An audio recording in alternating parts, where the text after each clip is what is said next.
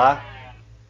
Na nossa sétima e última aula do módulo de Fisiologia Endócrina e também do nosso curso de Fisiologia Comparada 1, nós iremos estudar sobre os hormônios reprodutivos e sua ação no processo da reprodução. Ok? Então vamos lá. Bom, os biólogos evolutivos, aqueles que estudam evolução, eles costumam muito utilizar o termo de estratégia da história de vida dos animais para estabelecer e definir quais são os padrões de crescimento, de comportamento e de reprodução que o animal exibe ao longo de sua vida. Ok?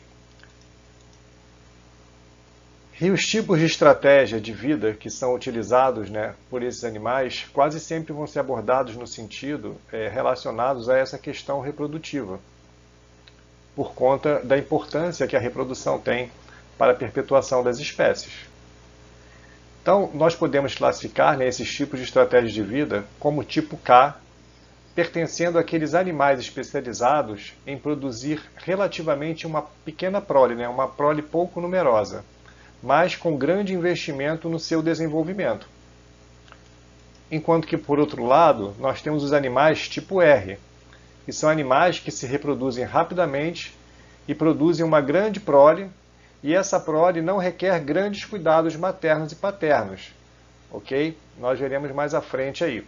Então, tudo isso, na verdade, está relacionado à questão dos custos que a reprodução envolve para esse animal e, é claro, o sucesso que esses processos, que essas estratégias reprodutivas trazem para aquelas espécies. A maioria dos animais vertebrados, eles se reproduzem de uma forma sexuada, com a exceção do lagarto Chemnidophorus uniparens, cujas fêmeas são capazes de se reproduzir através do processo de partenogênese, aqui, mostrando para a gente aqui esse lagarto, o Chemnidophorus uniparens. Existem diferentes tipos de estratégias reprodutivas para poder garantir justamente esse sucesso na proliferação das espécies. Então nós temos animais que são animais ovíparos, em que ocorre uma fertilização externa, ok? Que é o que a gente observa na maioria dos peixes, ou até mesmo interna, como é o caso que a gente observa nas aves e também nos répteis. Esses animais, eles liberam o ovo do corpo e o desenvolvimento daquela prole vai acontecer externamente, utilizando os recursos que estão dentro daquele ovo, que a gente chama muitas vezes de gema, A gema contém todos os recursos necessários em termos de substratos energéticos para que aquela prole possa se desenvolver. Nós temos também um outro tipo de estratégia reprodutiva que é representado pelos animais vivíparos. Nesse caso, o que a gente observa é que esses animais possuem uma fertilização apenas interna e os filhotes vão se desenvolver dentro do corpo da mãe e vão utilizar os recursos maternos de maneira bastante significativa durante a fase inicial do seu desenvolvimento, ok? Como é o caso, por exemplo, dos mamíferos e de algumas espécies de peixes e também de algumas espécies de lagartos. E, finalmente, nós temos o terceiro tipo de estratégia reprodutiva, que são os animais classificados como ovovivíparos.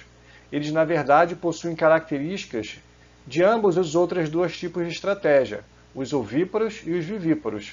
E esses animais, os ovovivíparos, eles vão utilizar a fertilização interna com um longo desenvolvimento interno do animal, que está sendo procriado, sendo gerado. E eles utilizam os recursos não da mãe, ok? Mas sim de a gema do ovo. E esse ovo ele vai eclodir dentro da mãe quando ele amadurece. Isso pode ser observado em alguns peixes, como os tubarões, e também em muitos répteis. Ok? Bom, os hormônios reprodutivos, eles são todos sintetizados a partir do colesterol.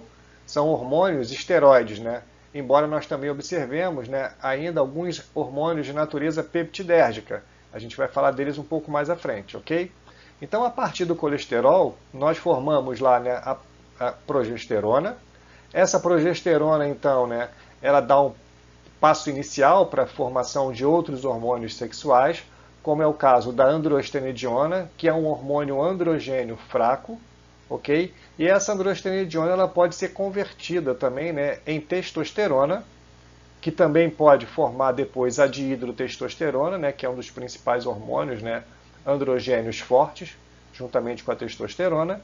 E essa androstenediona também ela pode ser o precursor para a formação dos estrógenos, né, dos hormônios sexuais femininos, como é o caso da estrona e também do estradiol. Então a própria estrona a gente vê que ela pode ser convertida para a formação de estradiol, ou esse estradiol também pode ser obtido a partir de conversões da testosterona como sendo o seu precursor, ok? E aqui também ficou faltando só falar para vocês de um outro hormônio, né, masculino, sexual masculino, que é a cetotestosterona.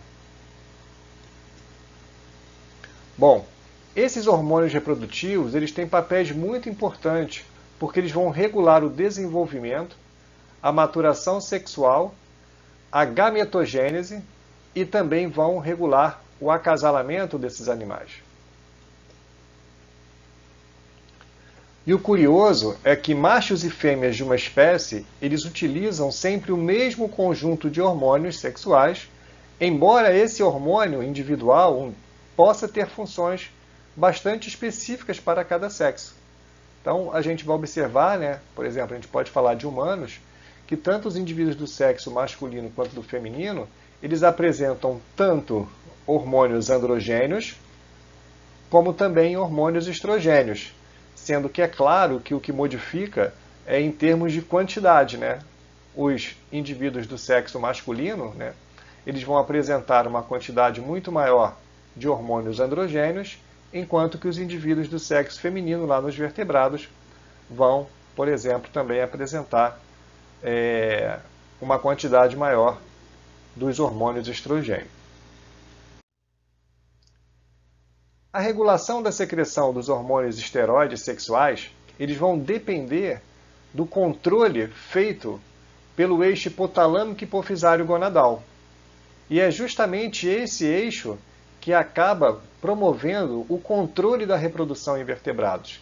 Então essa figura aqui mostra para a gente, né, o que a gente já viu anteriormente, né, desde a primeira aula da fisiologia endócrina, em que nós temos lá o hipotálamo, né, aquela porção do diencéfalo lá do nosso sistema nervoso central, controlando a hipófise anterior através de hormônios, né, de neurohormônios ou fatores de liberação, né, que são secretados nessa região chamada da eminência mediana, nesse leito vascular, ganhando então agora aqui nessa rede de capilares que se unem, né, se coalescem em direção a uma veia, que é a veia porta hipofisária.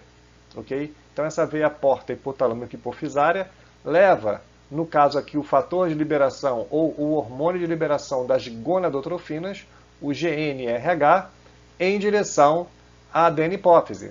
Lá na adenipófise, esse GnRH ele vai cair num leito vascular também lá de capilares, vai deixar esses capilares e vai poder promover suas ações sobre os gonadotrófos, aquela população de células da hipófise anterior, responsável pela síntese e armazenamento e a secreção também das gonadotrofinas.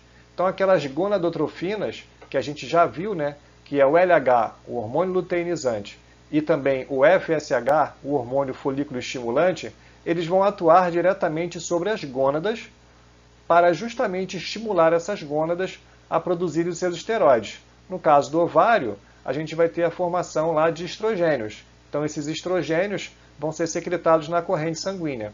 E no caso dos testículos, a mesma coisa. Nós vamos ter a secreção da testosterona e também da dihidrotestosterona.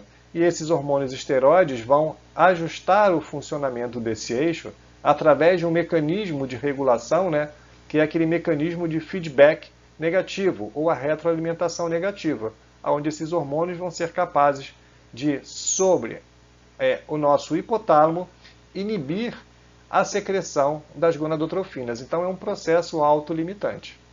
Ok? A gente vai observar, isso aqui é o padrão mais geral, né?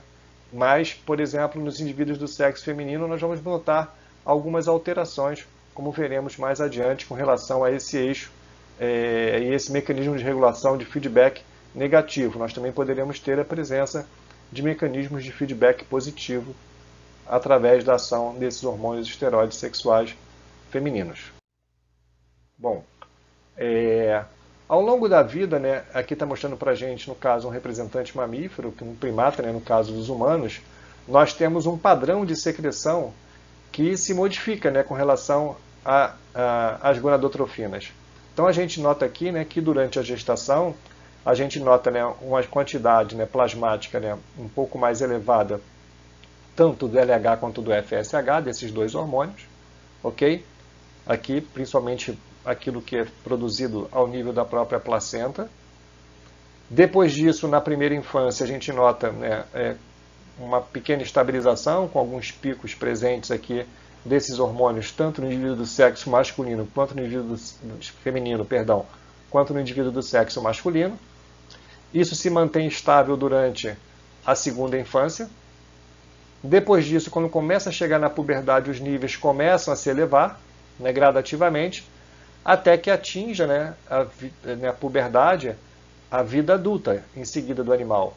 E o que a gente observa é que aqui, ó, os níveis de LH e FSH nos indivíduos do sexo feminino, ele tem um caráter bastante pulsátil de secreção, ok? Enquanto que nos indivíduos do sexo masculino, esse padrão de secreção não é tão pulsátil quanto observado no sexo feminino, ok? Então isso se mantém durante toda a vida adulta, né, a vida ou o período reprodutivo, a vida adulta reprodutiva daqueles indivíduos, tanto do sexo masculino quanto do sexo feminino. E no final a gente nota, né, que ocorre um aumento na secreção desses hormônios, ok? Dessas gonadotrofinas, isso em função da redução da produção dos hormônios sexuais, dos esteroides sexuais, que fazem aquele feedback negativo de controle. Como baixa o nível daqueles hormônios esteroides sexuais, acaba que o mecanismo de feedback de controle ele não existe, e aí os níveis de FSH e de LH eles tendem a aumentar.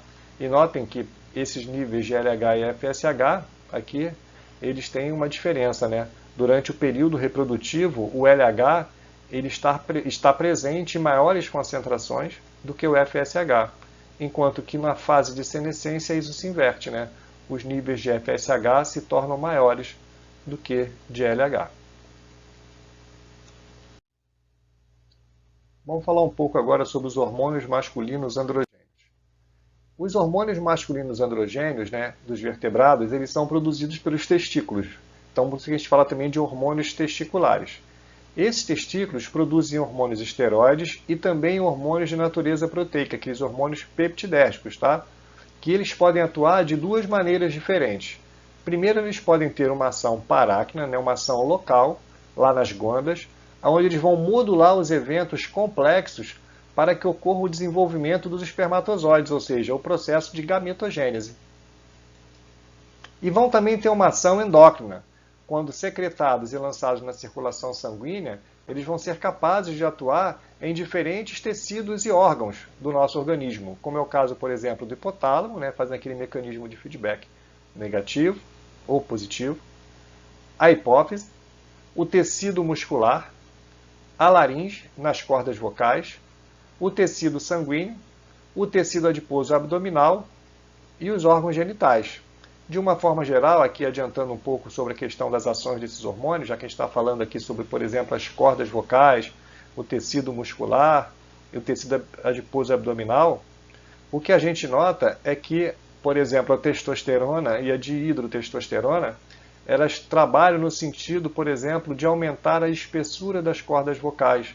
Por isso que geralmente os indivíduos do sexo masculino, né, no caso dos homens, né, eles têm a voz mais grossa, mais grave do que as mulheres em função da corda vocal ser um pouco mais espessa. Okay? Então, dessa forma, você não consegue emitir frequências muito altas, né, muito elevadas. E a gente sabe que frequências muito elevadas dão sons mais agudos, enquanto que as frequências mais graves, né, de menores comprimentos de onda, elas dão aquele som um pouco mais grave, né? Sobre o tecido adiposo abdominal, geralmente ele tem uma tendência a reduzir um pouco esse tecido adiposo abdominal, a testosterona. E o tecido muscular, por isso que quando a pessoa envelhece, né, ela tende a adquirir um pouco mais, né, de barriga, né, como a gente fala, né, ela fica um pouco mais barriguda em função do tecido adiposo que se deposita nessa região por conta da redução da produção da testosterona. E a testosterona é um hormônio importante porque ele aumenta muito também o tecido muscular, né? Por isso que do ponto de vista biológico, né, os homens são mais fortes do que as mulheres, né, em termos de força física, porque a testosterona tem uma ação muito maior sobre o tecido muscular do que, por exemplo, o estrogênio. E nos órgãos genitais, é claro, aquele hormônio vai promover o desenvolvimento dessas estruturas reprodutivas do sexo masculino. Então aqui só mostrando para a gente uma figura, né, da testosterona, e aqui do lado os hormônios que são chamados de hormônios peptidérgicos, que são a inibina A e a inibina B. Ok? Existem outros também, né, a activina AB, mas os principais vão ser a inibina A e a inibina B. E também tem a ativina A e a ativina B. O nome já sugere, né? Inibina porque ela vai promover uma inibição no eixo hipotalâmico hipofisário. E a ativina vai produzir uma ação de ativação, né? Um feedback positivo.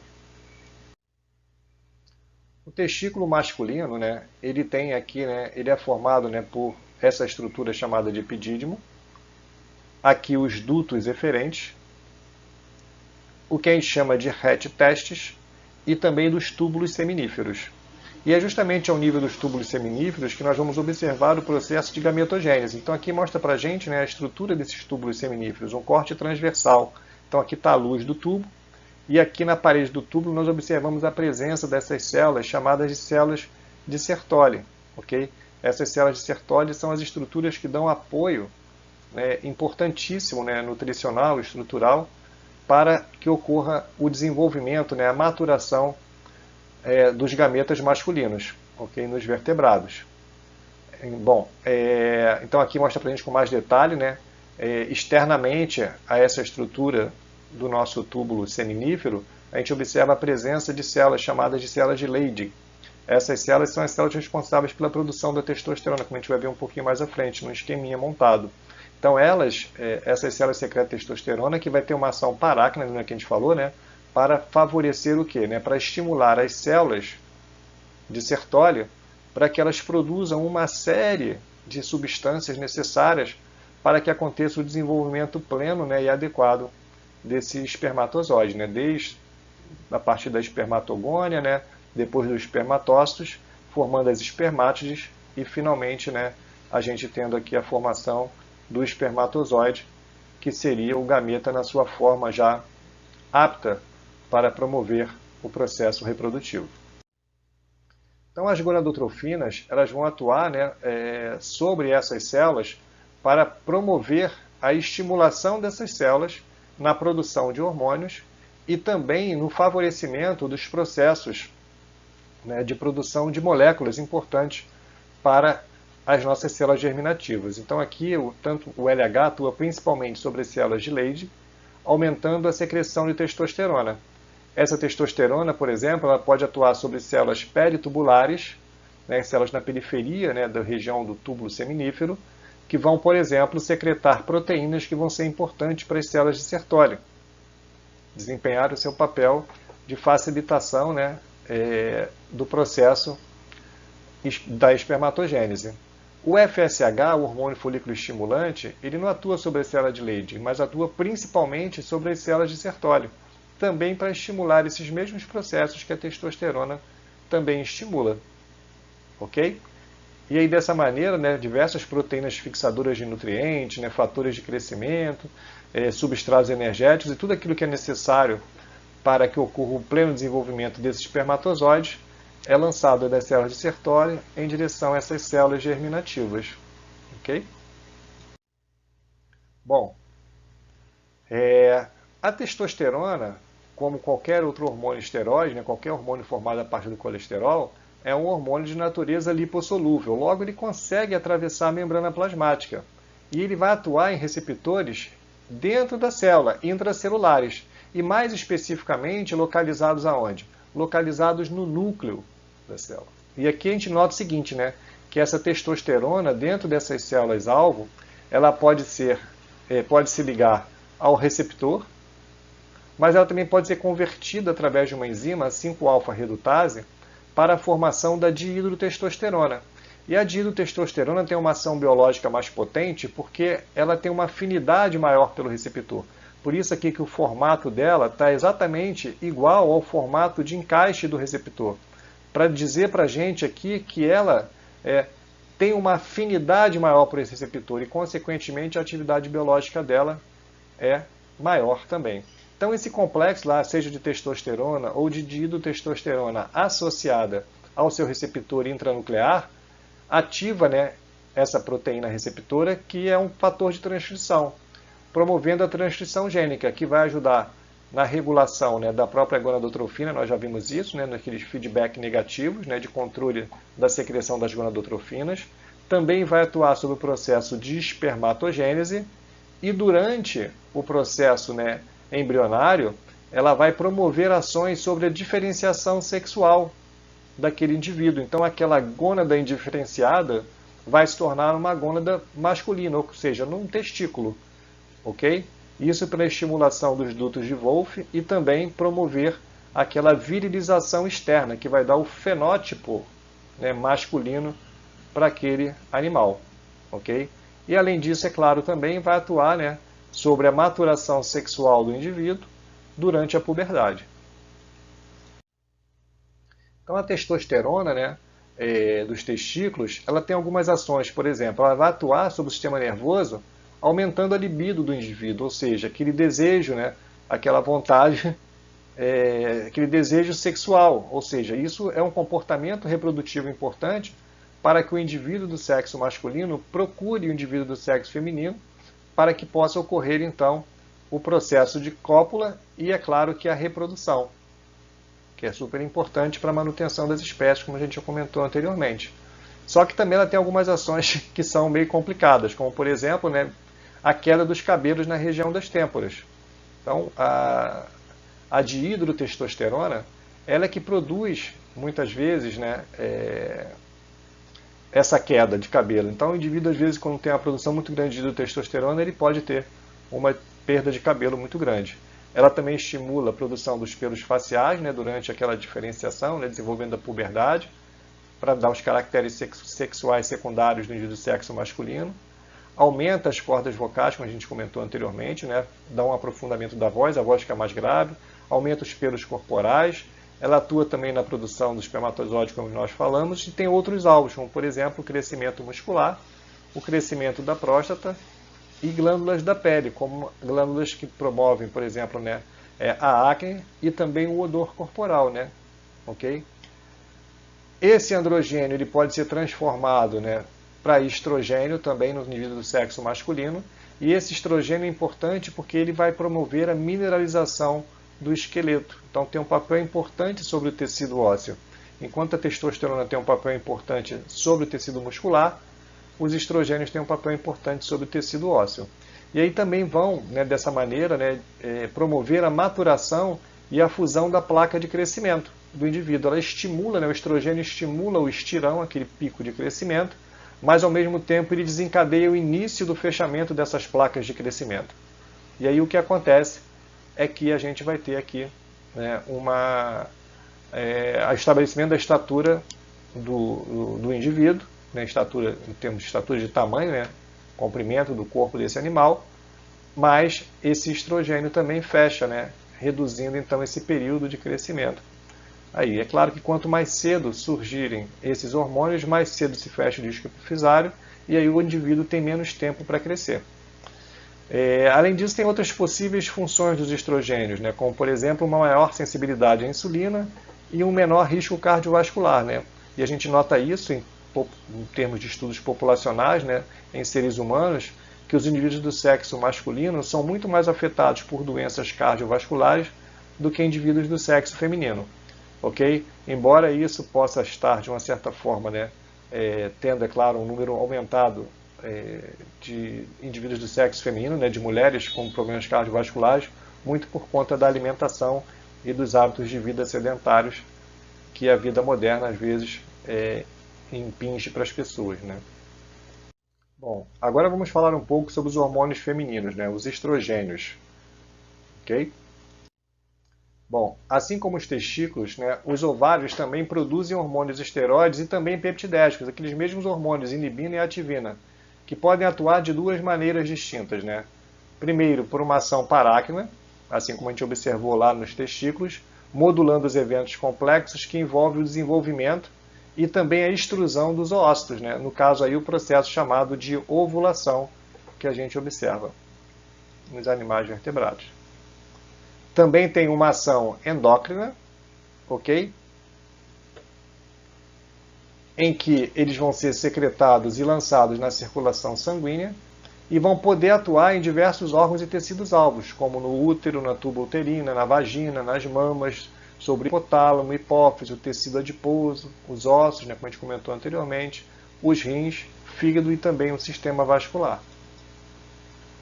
Os principais esteroides que são produzidos pelo ovário vão ser a progesterona e o estradiol, ok? Além desses hormônios, nós também temos a presença, né, de outros hormônios, como é o caso da estrona, da 17-alfa-hidroxiprogesterona, da 20-alfa-hidroxiprogesterona, da 5-dihidroxiprogesterona e também da 3-alfa-androstenediol, que no caso aqui é um hormônio androgênio.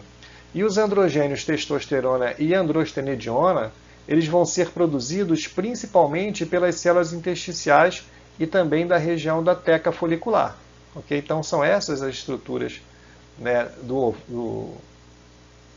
folículo que são responsáveis pela produção de testosterona e androstenediona, né, que são hormônios também androgênios. Está aqui só uma figurinha mostrando os principais, né, o estradiol, o estriol e a estrona. Essa figura aqui mostra para a gente a ação das gonadotrofinas sobre o desenvolvimento folicular. Então aqui a gente tem representado lá de cá um folículo de vertebrado, onde a gente observa uma estrutura externa que a gente chama de teca, né? São as células da teca. Uma estrutura um pouco mais interna, né, de camadas celulares, que são as células foliculares, ok? Ou células da granulosa ou granulares. Uma matriz extracelular que circunda o ósseo, chamada de zona pelúcida, e o gameta feminino propriamente dito aqui, no caso, o ósseo. Então, o hipotálamo controla a secreção das gonadotrofinas, e essas gonadotrofinas, né, principalmente inicialmente, a gente vai observar a ação do hormônio folículo estimulante, né, que vai atuar sobre as células da granulosa, ok, para fazer a conversão de hormônios androgênios em estrogênio. E esses estrogênios vão ter ações, né, sobre a própria célula para aumentar, por exemplo, o número de receptores para o folículo, o hormônio folículo estimulante, ok? Então, o estrogênio tem uma ação aqui, no caso, autócrina. Para quê? Para promover um aumento da resposta das células da granulosa à ação do FSH. Isso porque o estrogênio também tem uma ação inibitória sobre a secreção do FSH. Então vai diminuindo o nível do FSH durante o processo de desenvolvimento desse folículo, mas esse folículo continua responsivo a esse hormônio por conta dessa ação autócrina do estrogênio, aumentando os receptores para esse hormônio. Então esse hormônio aqui, esse folículo, que é o folículo primário, né, ele vai se desenvolvendo conforme vai passando o tempo do ciclo ovulatório, ok?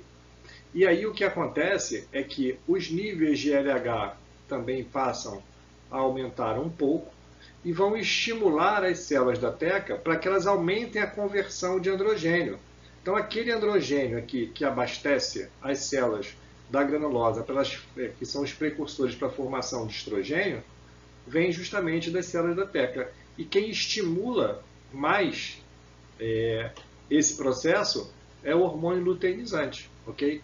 De formação a partir da progesterona, formando mais androgênio. Esse androgênio, então, vai para as células da granulosa, onde ele é convertido pelo estradiol pela ação do FSH. E o FSH também tem uma ação para aumentar os receptores de LH, ok? E aí os receptores de LH tornam a célula da granulosa mais sensível. E esse folículo se desenvolve até se tornar um folículo dominante, ok? E a gente nota aqui que o estrogênio tem um feedback, né? Conforme a quantidade de estrogênio começa a aumentar durante esse processo, a gente volta a falar disso um pouco mais à frente, né? Desenvolvimento folicular, esse estrogênio deixa de ter uma ação inibitória, ok? Sobre a secreção do LH e também do GNRH, e ele passa a ter aqui, ó, representado em azul, uma ação de feedback positivo, para aumentar ainda mais o LH. E justamente esse aumento do LH e do FSH promovido pelo estradiol, nessa modificação, essa alteração que acontece lá no eixo hipotálamo-hipofisário, promove o quê?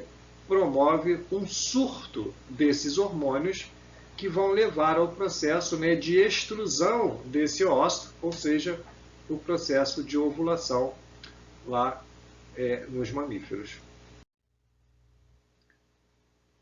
Bom, o ciclo estral, né, ou ciclo ovulatório que acontece, ele está intimamente relacionado com o comportamento reprodutivo das fêmeas dos mamíferos. Ok?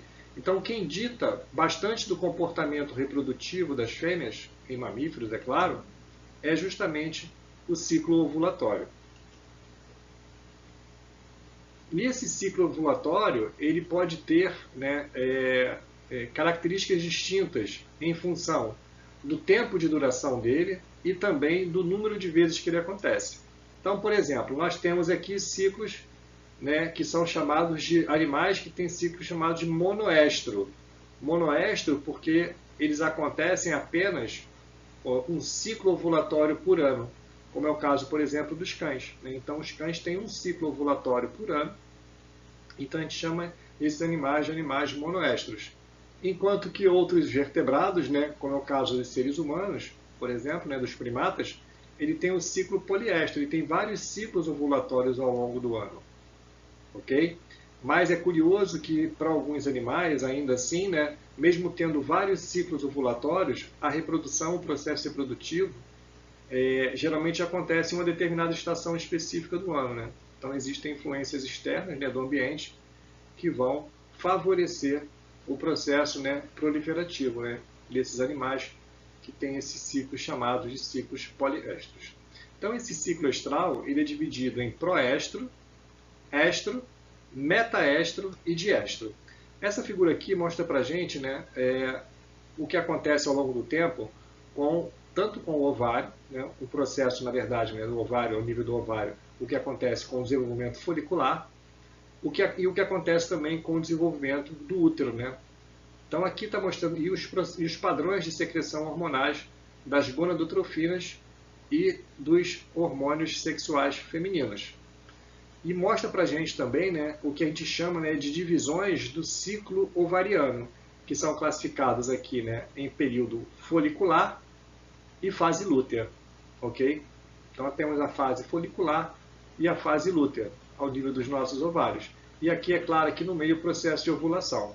Notem que a fase folicular ela é composta pela fase proestro e também pela fase que é chamada de estro.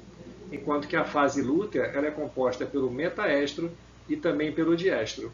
E o processo de ovulação que a gente observa aqui, ele acontece justamente aqui, ó, no final da fase folicular, né? E logo depois que acontece a ovulação, a gente passa para a fase chamada de fase lútea, ok? Lá ao nível do ovário, tá? Então isso aqui é o que acontece, né? É o ciclo ovariano. Então aqui nós temos representados dois ciclos estrais. Um ciclo estral em que não acontece o processo, né, de implantação, né, que a reprodução não é bem sucedida, e esse outro aqui em que ocorre o processo de implantação, que a reprodução aqui, no caso, né, foi bem sucedida.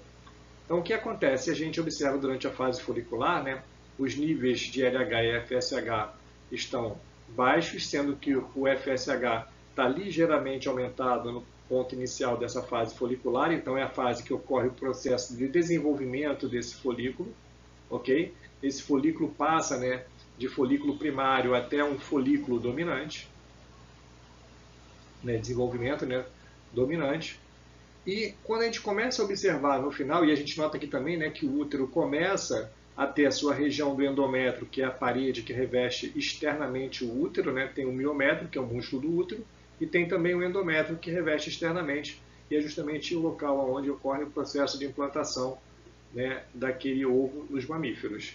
Então, o que acontece é que os níveis aqui baixos de FSH, de LH e também de FSH nessa fase folicular, em função daquele controle, porque começa a crescer o folículo, as células se multiplicam, se desenvolvem e começam a produzir mais o quê? Mais estrogênio. E a gente nota que nessa fase folicular, os níveis de progesterona estão bastante estáveis. Então a gente nota aqui, né, que conforme vai passando, se desenvolvendo esse ovo, o que acontece é que os níveis de estrogênio chegam a uma determinada concentração plasmática, que eles modificam o padrão de controle do eixo hipotalâmico hipofisário. Eles passam agora a promover o quê? A promover um surto desses hormônios, que leva então ao processo de ovulação. Então, a partir do momento que ocorre a ovulação, a gente nota que os níveis, né, de LH e FSH, porque os níveis de estrogênio caem, né, caem nessa fase final, vão levar então a uma diminuição também da secreção do FSH e do LH, ok? O pico, né, que a gente teve antes, que promoveu o feedback positivo, deixa de existir, ele cai e, consequentemente, né, o que a gente nota é uma redução dos níveis tanto de LH quanto de FSH, ok? E aí o que a gente observa é que a partir desse momento, né, esse corpo lúteo começa a aumentar, né? O corpo lúteo são aqueles restos daquele folículo, né, que se regeneram formando essa estrutura. Começa a aumentar a produção de progesterona, ok? Então essa fase lútea, né, que é dominada pelo corpo lúteo, caso não aconteça a implantação, como nesse momento aqui, não ocorre nenhum tipo de implantação, essa implantação não gera então, né, a produção, né, de hormônios aqui que vão controlar o corpo lúteo e manter o corpo lúteo também acaba se degenerando, ele vai se degenerando. E aí o que acontece é que aquele endométrio que foi espessado, né, durante toda essa fase do ciclo estral, ele acaba descamando, né? E aí tem o que a gente chama, né, de menstruação. Okay? Quando acontece a implantação aqui, né, células da região do trofoblasto começam a secretar hormônios, como é o caso da gonadotrofina coriônica humana, né, que ela vai atuar então para manter o corpo lúteo, que vai conseguir manter aqui, olha, os níveis de progesterona aumentados, tá vendo? E também aumenta a produção do estrogênio. Até que depois, né, a placenta, quando se desenvolve a termo, ela assume essa função de produção desses hormônios, estrogênio e progesterona, e aquele corpo lúteo deixa de ser importante para o processo, né, reprodutivo. Aqui são as ações do estradiol no desenvolvimento feminino, né? Então mostra pra gente, né, que ele tem papel importante para o desenvolvimento das mamas, né? Para também, né, características sexuais secundárias, como são os pelos pubianos, e também aquele surto de crescimento, né, onde a gente atinge o pico de velocidade de crescimento, né, pela ponta dos 12 anos em média no sexo feminino, né, no caso de humanos, que é uma ação também promovida pelo estrogênio. O estrogênio também atua sobre o metabolismo de uma maneira um pouco mais discreta, né? Ele é importante porque ele diminui os níveis, né, do LDL, por exemplo, né? Isso é importante, né? Por isso que as mulheres têm menos riscos de doenças coronarianas, porque os níveis de LDL são mais baixos, ok? E a progesterona, de uma maneira geral, ela tem ações, é uma ação bastante marcante, é aumento de temperatura corpórea. A bibliografia utilizada para essa aula foram as 2 edições do Bernie Levy, né, de Fisiologia, e também um livro de Fisiologia, né, Animal, né, o Princípio de Fisiologia Animal, do Christopher Moyes e da Patrícia Schutt. Okay? Então, assim a gente encerra, né, o módulo de Fisiologia Endócrina e também a nossa disciplina de Fisiologia Comparada. Foi um prazer ter trabalhado com vocês nesse período e até uma outra oportunidade. Grande abraço a todos.